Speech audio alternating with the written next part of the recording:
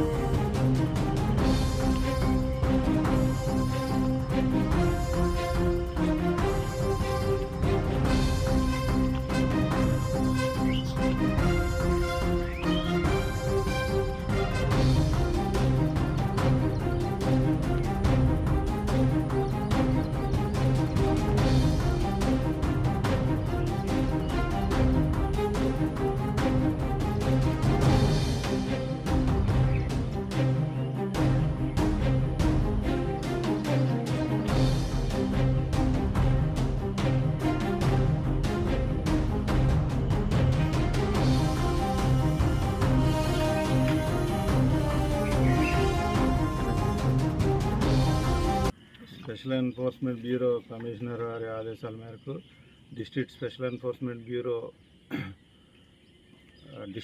Enforcement officer Shri Pitta Somashekar గారి ఆదేశాల మేరకు వారికి రాబడిన విశ్వసనీయ సమాచారం మేరకు పెరవలి మండలం పెరవలి హైవేలో నిన్న రాత్రి 10:30 నుంచి 12:30 మధ్యలో గోపాలపురంలో గోదావరిలో ఇసుక అక్రమంగా తవ్వి తీస్తున్నటువంటి 7 లారీలు సుమారు 150 టన్నుల ఇసుక ఏ విధమైన పర్మిట్ కానీ బిల్లు కానీ లేకుండా వెళ్తున్నటువంటి వాహనాలని తనిఖీలో భాగంగా తనిఖీ చేస్తూ సీజ్ చేయడం జరిగింది.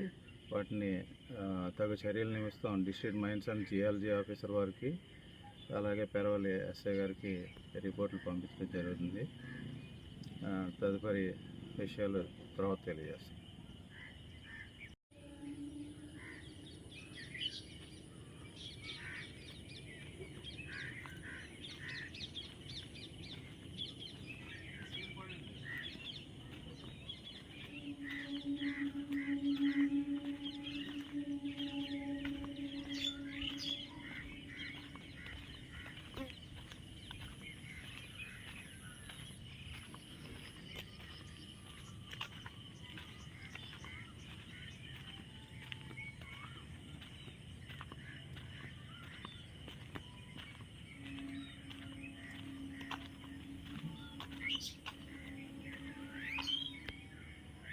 Pasti pernah pakai tuh.